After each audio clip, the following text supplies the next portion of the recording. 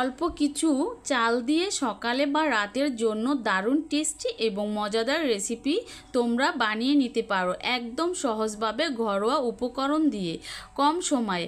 Hello everyone, আসসালামু আলাইকুম, welcome back to my channel Jaki's cooking blog থেকে আরও একটি নতুন ভিডিও দেখার জন্য সবাইকে স্বাগতম। আজকে আমি হেভি মজাদার একটা রেসিপি তোমাদের সাথে শেয়ার করব। সকালে ব্রেকফাস্ট অথবা রাতের ডিনার কিংবা চাইলে বাচ্চাদের টিফিনেও এই রেসিপিটি তোমরা তৈরি করে দিতে পারো। খুবই হেলদি রেসিপি। তো রেসিপিটি যদি তোমাদের কাছে ভালো লেগে থাকে তাহলে একটা লাইক দিবে এবং প্লিজ সবার কাছে অনুরোধ রইল আমার চ্যানেলটি সাবস্ক্রাইব করে আমার পাশে থাকবে এবং পাশে থাকা বেল আইকনটি অন করে রাখবে। তো আমি নাস্তা তৈরি করার জন্য এখানে আতপ চাল আগে থেকে ভিজিয়ে রেখেছিলাম। দেখো ভিজে ফুলে গিয়েছে এবং সুন্দর করে পরিষ্কার করে ধুয়ে নিয়েছি। এখন 2 বাটি আতপ চাল মেপে নিলাম তোমাদের বোঝার ক্ষেত্রে। দেখো এখানে আমি 2 বাটি আতপ চাল নিয়েছি নাস্তাটা তৈরি করার জন্য। এখন আমি এগুলোকে ব্লেন্ড করে নিব। তো দেখো এখানে কিন্তু আমি এই আতপ চালের সাথে কিন্তু 1 বাটি সাদা ভাত দিব। তোমরা নর্মাল যে ভাতগুলো বাসায় খেয়ে থাকো ওগুলোই দিব। তো দেখো ভাতটা কিন্তু দিতেই হবে, তা না হলে কিন্তু নাস্তাটা নরম তুলতুলে হবে না এবং ফুলবে না। তো দেখো আমার 1 বাটি ভাত দিয়েছি, এখানে 2 বাটি আতপ চাল দিয়েছি আর 1 বাটি ভাত দিয়েছি আর মেপে 1 বাটি পানি দিয়েছি আর দিয়ে দিলাম স্বাদ মতো লবণ। এখন আমি ব্লেন্ডের জারটা ঢেকে ব্লেন্ড করে নিব। তো একদম মিহি করে ব্লেন্ড করে নিতে হবে, সুন্দর একটা ব্যাটার তৈরি করে নিতে হবে। দেখো তো দেখো আমার ব্যাটারটা তৈরি হয়ে গিয়েছে। তো তোমাদের একটু দেখিয়ে দিচ্ছি চামচের সাহায্যে ব্যাটারটা কীরকম করে তৈরি করেছি। তো আমার একদম পারফেক্ট ব্যাটার তৈরি হয়ে গিয়েছে। এই পর্যায়ে একটা বাটির মধ্যে ঢেলে নিলাম।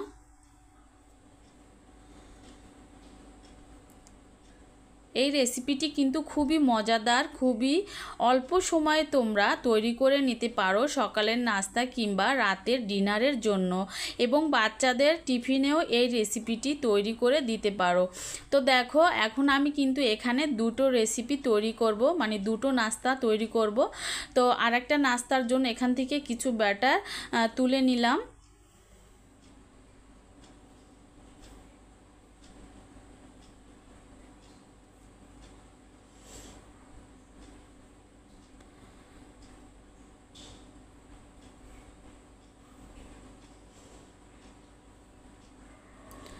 তো আমি যে আরেকটা নাস্তা তৈরি করব এর জন্য এখানে কিছু পরিমাণে সুজি দিয়ে দিলাম। দেখো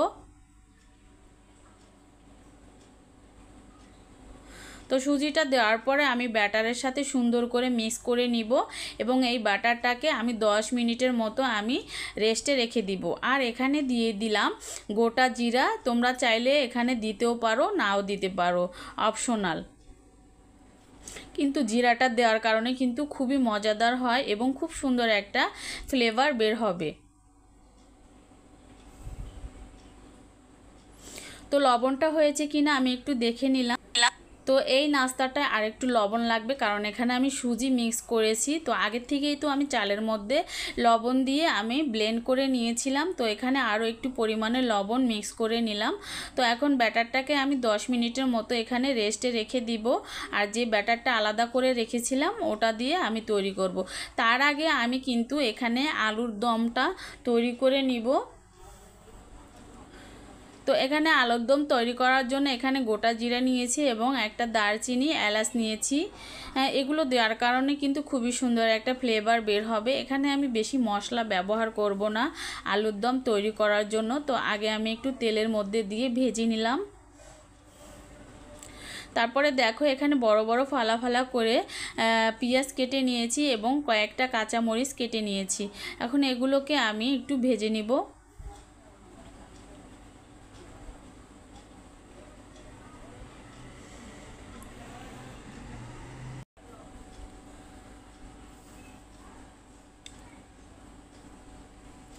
তো হালকা করে ভাজার পরে আমি এখানে আধা চা চামচের মতো আমি আদা বাটা দিয়ে দিলাম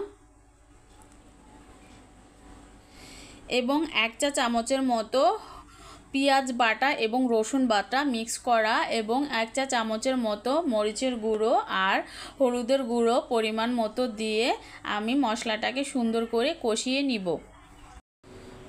তো সবগুলো উপকরণ আমি দিয়ে দিলাম। এখন মশলাটাকে আমি কষিয়ে নেব। মশলা কষানোর জন্য এখানে অল্প কিছু পরিমাণে পানি দিয়ে দিলাম।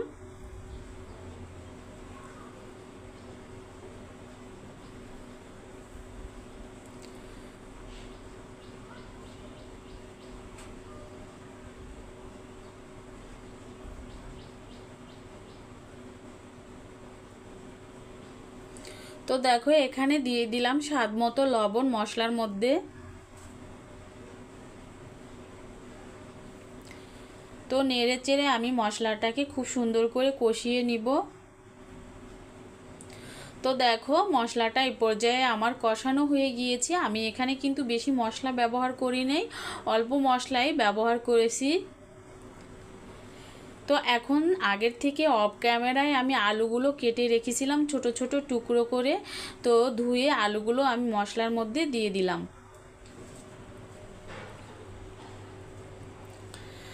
তো দেওয়ার পরে এখন একটু নেড়ে চেড়ে আলুগুলোকে আমি মশলার মধ্যে কষিয়ে নিব।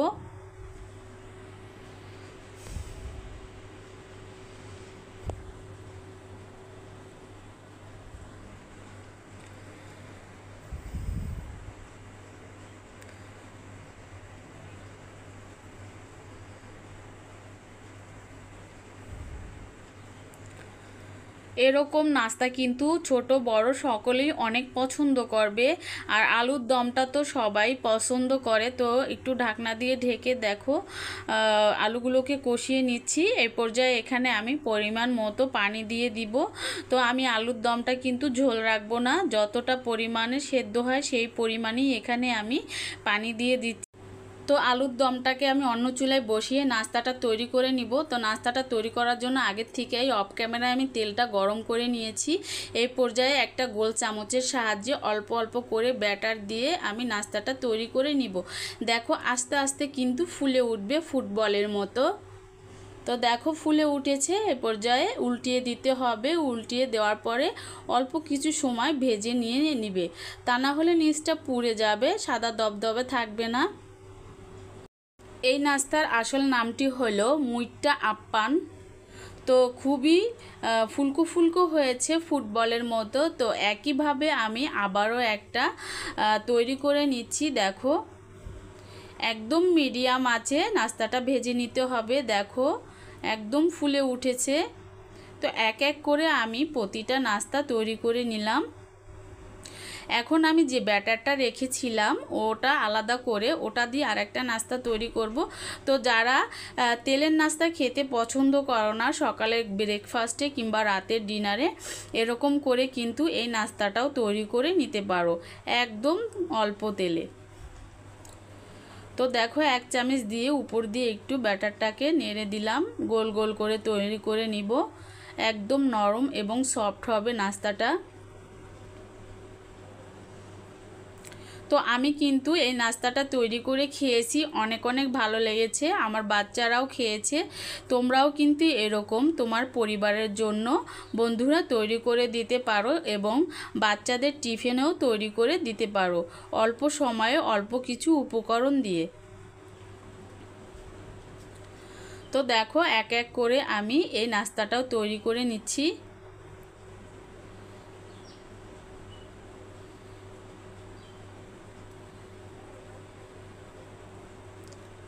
অল্প কিছু চাল দিয়ে এবং 1 বাটি ভাত দিয়ে যে এত সুন্দর নাস্তা তৈরি করা যায়, না বানালে বুঝতেই পারবে না।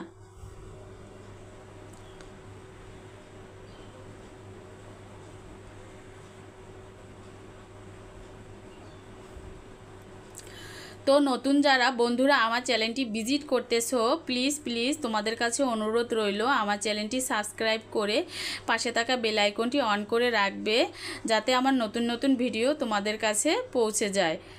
তো এর আগে আমি আবারও বলেছিলাম, তো তোমরা আমার পাশে থাকো, তাহলে আমি আরও নতুন নতুন ভিডিও তোমাদের সাথে শেয়ার করতে পারবো। তো দেখো আমার নাস্তাগুলো তৈরি হয়ে গিয়েছে, একদম পারফেক্ট। তো তোমরা কিন্তু এরকম পরিবারের জন্য সকালে কিংবা রাতের ডিনারে তৈরি করে দিতে পারো। তো দেখো আমার নাস্তার রেসিপিটি তোমাদের কাছে কেমন লাগলো তোমরা কিন্তু আমাকে কমেন্টের মাধ্যমে জানাবে। তোমাদের সুন্দর সুন্দর কমেন্টের অপেক্ষায় থাকবো। আবারও চলে আসবো আরও নতুন নতুন নাস্তার রেসিপি নিয়ে। আজ এই পর্যন্তই। সবাই ভালো থাকো, সুস্থ থাকো এই কামনা করি। আল্লাহ হাফেজ, আসসালামু আলাইকুম।